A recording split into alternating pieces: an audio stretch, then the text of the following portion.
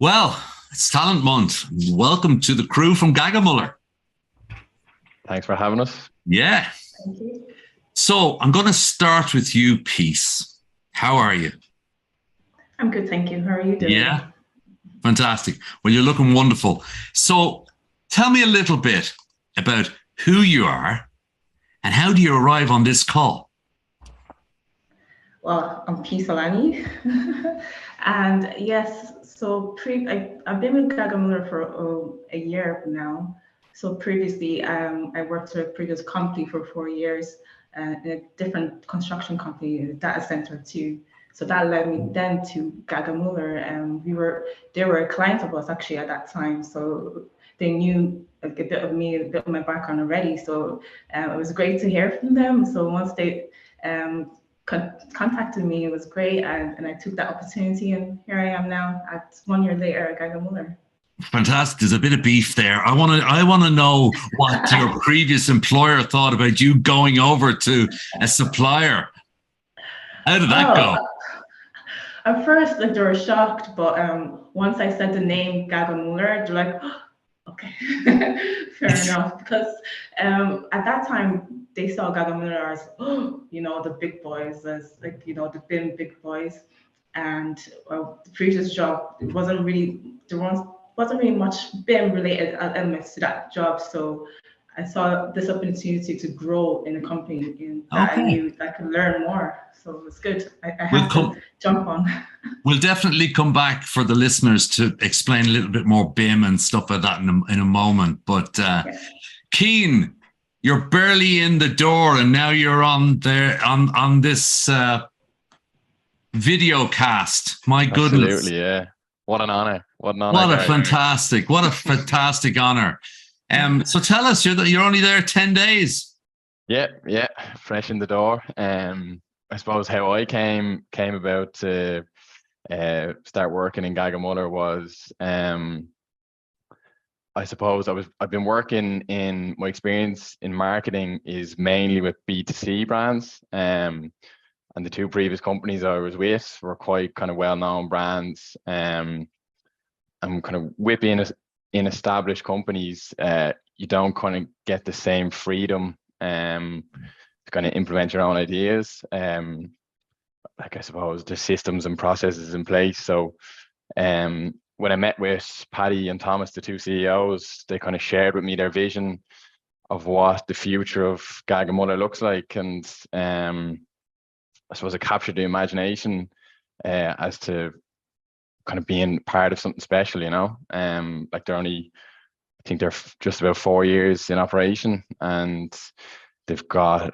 like 70 employees in total across two different offices. So being a part of that is something that, I'm excited about. It excited you, and isn't it extraordinary? 4 years old, and yet Peace in the previous entry said the big boys. It's extraordinary how, if you're onto something that is genuinely on the money, can scale very rapidly with the tools that we have available to us today. So Luke, you're down in the RDS. I'll bring you in. Yeah, down the RDS today, Gary. Yeah, down at the World Skills or Ireland Skills Live. Ireland Skills Live. So I guess because we'll learn a little bit more about GagaMuller in a moment. You're not down there with an oxyacetylene tank welding something. What exactly are you doing down there, Luke? I'm down here at the moment competing in a competition called Digital Construction and BIM. And it's more in preparation for myself I'll be going over to Bordeaux in October this year, competing, representing Ireland on an international stage, in BIM. So there, as well as BIM down here, like there's other competitions like of welding, like you mentioned, there's joinery, carpentry, plumbing, electricians. Traditionally it was for all tradespeople. It's extraordinary, isn't it, the way that the tools now are not just physical tools, because obviously you're using a mouse as effective as somebody else is using a wrench. It's extraordinary, huh? Yeah, no, 100%. I think the main purpose of the event in the RDS as well is to get a lot of secondary schools and kind of like TY students up here to visit and basically have a look at and try to encourage apprenticeships, throughout Ireland, and obviously then BIM and kind of digital construction is kind of tagging onto the back a lot of apprenticeships as well. So we're just trying to get awareness out there, you know. And can I ask that question then? Because there's a bit of snobbery, isn't there, unfortunately, around the place about the word apprenticeship. But, you know, it's now coming back into vogue slightly. No, it is definitely, yeah. And is there still, when you go down there and there's a lad over there with a chisel and a lad over there with an old wrench and you're there with your mouse, do they see you as a peer or do they see you as that guy that went to college? They see it as the guy who went to college to start first. Then once you can explain to them, you know exactly what they're doing and you can do it, you know exactly what they're doing. So they kind of get your respect then, you know. No, it was great. I was down there myself and I thought it was wonderful. Already we're on the call 6 minutes and we've had BIM about 19 times. It's obviously a term that's people, if they don't know about, are going to learn more and more about. And I'm going to go around and I'm going to go back to Peace as well. But that's a job, genuinely, that wasn't invented 10 years ago, really. It's extraordinary because tell us what you needed to know. I mean, if this wasn't there 10 years ago, I'm guessing you didn't put it on your CAO. I want to be a BIM architect. So can you tell us a little bit about how you ended up down in the RDS, going to represent Ireland, how you managed to get there in such a short amount of time? Yeah, so I think the first thing for me when I was coming out of school, it was more, I was interested in kind of like designing and kind of how buildings worked as such. And then from that, then it was like that chatting with careers counsellor in secondary school, they kind of mentioned that there's a new course that was after taking off, and it was like only the second year that was running, and it was in architectural technology and BIM. So architectural technology is your typical role of a draftsman, and then they are starting to introduce a slight bit of BIM into it, which is mainly the likes of 3D modeling and that. And then from there, then that kind of piqued my interest. You know, and it's definitely something that it looked a lot cool anyways at start coming out of school, coming into, but you know, it's hardship now. And Peace, you're going to tell me now that you were a fanatic Minecraft person, and then it was automatically going to be a BIM person, aren't you? Something like that.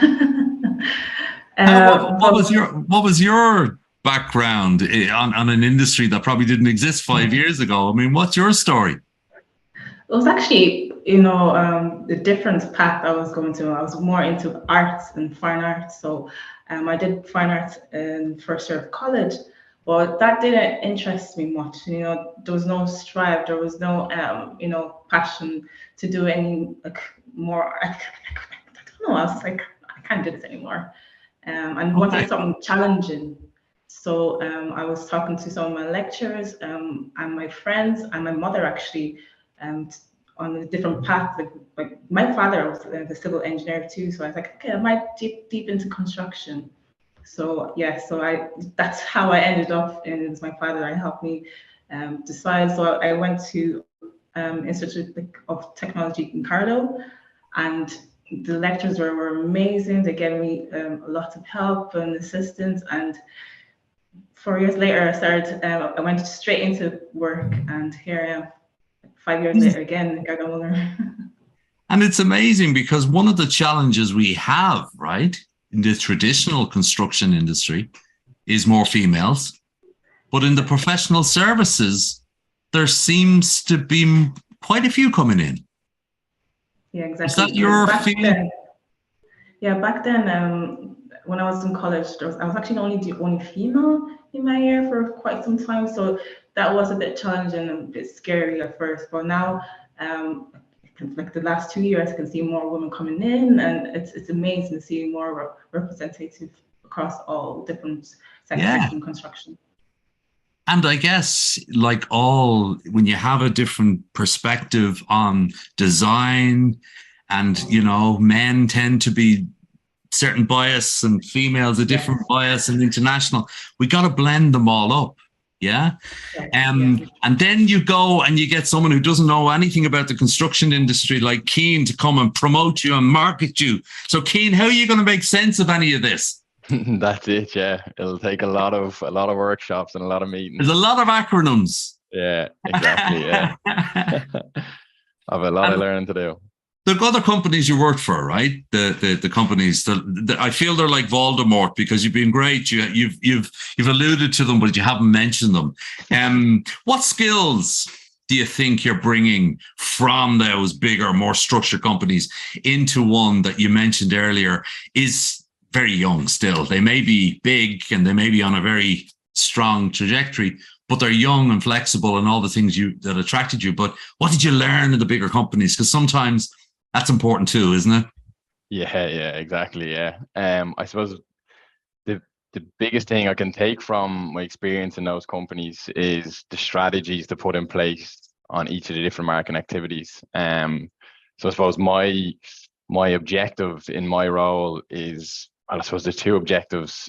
One would be from a commercial point of view, to bring business in the door, but from like a secondary point of view would be to help grow the brand and company awareness. So my role will be all about putting systems and strategies in place for the likes of social media, website development, email marketing, and then targeting advertising campaigns so that we're hitting the right people and we're not kind of wasting that spend.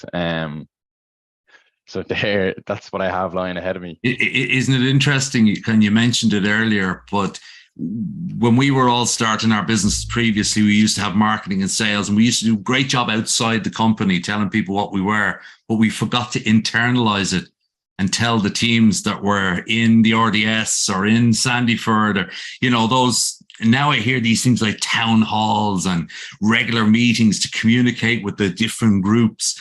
Is that what you learned as well from the bigger outfits? You got to internalize the communication as well. Yeah, exactly. It helps when everyone knows what kind of every different department is working on. So you're not working in silos. You can it's more of a collaborative approach. There is systems in place here. There's a weekly all hands meeting where everyone goes through probably the key learnings in the week as opposed to what they've done each week. And then I suppose it's probably up to the marketing department to put a small bit more structure on the internal communications. So that's. And where did you start off in the CAO or whatever? What was your magic career, and have you realized it? Yeah, so I was coming out of school and met up with a career guidance counsellor in sixth year and basically told them that I had no idea what I wanted to do. So 99% of us. Yeah. I still don't. Yeah, they pointed me down the business route to keep things very open. So I went and studied business in DCU, and I quickly realized that the life of an accountant or a financial analyst wasn't for me. So marketing was one that I had most interest in, and I took to the most. So I was lucky enough to I specialized in it in final year, and then went on to do a master's in digital marketing to kind of improve my skill set. And then I went off working. But isn't it extraordinary that three of you on the call and three probably had a plan when you were 18? Now, it's not that long ago for you lads, so the fact that where you all are now, all three of you, it's just links to the next link that arrive at a career. And there's so many people so disappointed this week that they didn't get the course they'd hoped to get last week.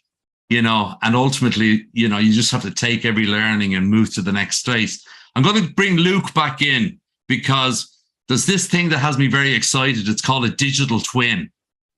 Yeah. Should I be concerned? There can be only one of me, and I'm very concerned there might be a digital version of me somewhere, but maybe I've got the wrong end of the stick. Have I? No, well, maybe soon enough, and if the metaverse and that kicks off. But no, at the moment, the digital twin is kind of a big thing that a lot of companies are kind of pushing for. And it's like what we mentioned, it kind of relates back to the BIM. And I think there is one slight challenge there at the moment in the industry that will say, to get your digital twin up and running and getting it accurate as possible requires a high level of skill, which, there's only a certain number of companies out here at the moment that have that skill to be able to produce models to that standard. It is kind of a tough ask, but, a lot of people look and love the idea of a digital twin, but it's a lot of work and effort trying to get there. And we're being a bit facetious, but obviously it's not a person. It's actually a thing. Whether it's a building, whether it's a city, whether it's it's effectively what we're saying is if you have all the right inputs, you can create a digital version of it, and you can do the permutations and combinations of how it works and stuff. Is that the nuts and bolts of it? Yeah, that's exactly it. Yeah, yeah. So, Peace, I want you to go off and design a new city somewhere and come back next week with a digital twin version of it. Can you do it? No, that week. You'll need Luke's help. And then when you have it finished, you can ask Cian to promote it, and he can smooth out all the edges. So I'm going to ask you a question. And again, it's not that long ago. So is there anything that you'd tell, I was going to say an 18-year-old, but version of yourself, but I go for a 16-year-old version of yourself, because you're starting, just coming out of transition year, you're thinking about what you might like. The arts was something. Who told you were good at the arts? Was it yourself? Yeah, it was myself. And like I did fine arts in school, and I did a lot of competitions. So I won a few competitions too. So I was like, I might be good at fine arts. Okay. And yet you ended up in what would categorize, if it's not in, it's touching STEM. It's sciencey, isn't it, really? Yeah, correct. And yet you probably at a time said, oh, I don't want to be an engineer, or I don't want to be even close to it, because it's not isn't it extraordinary the way that the physical, the digital, it's sort of morphing into where you can be creative with these tools.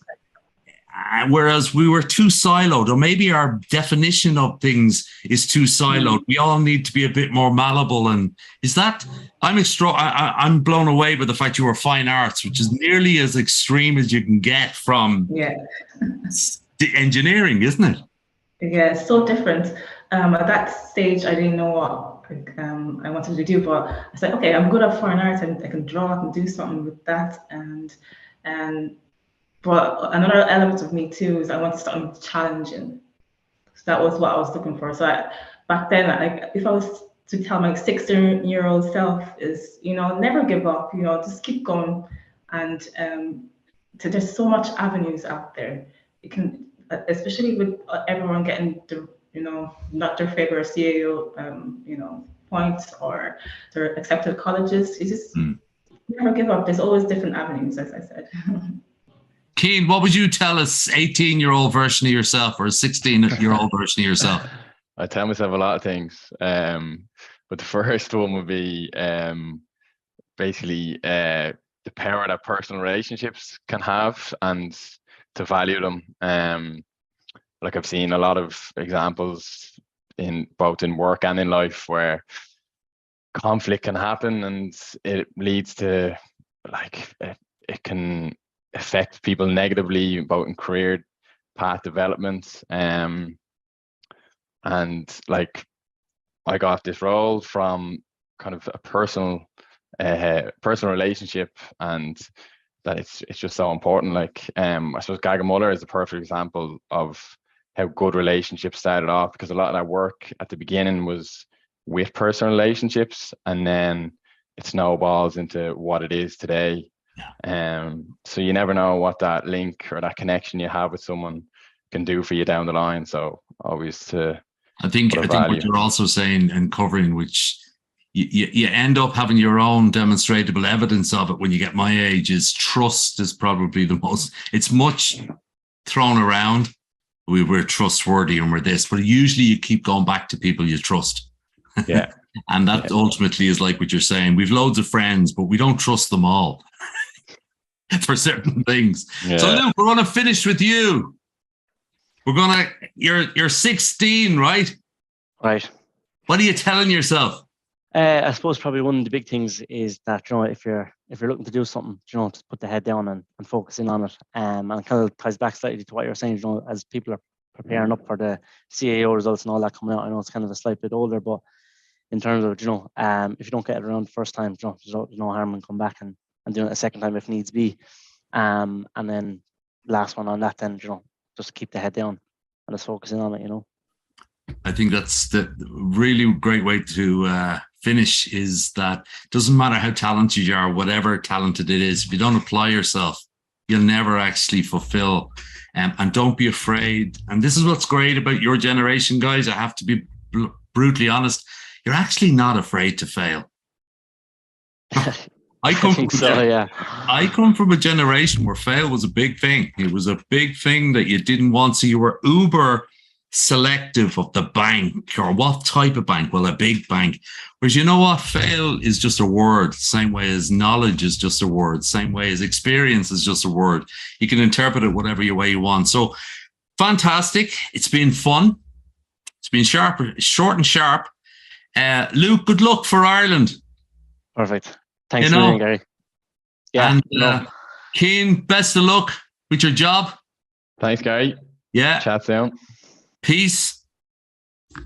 I'm sure nobody has ever done that to you before, right? Every day.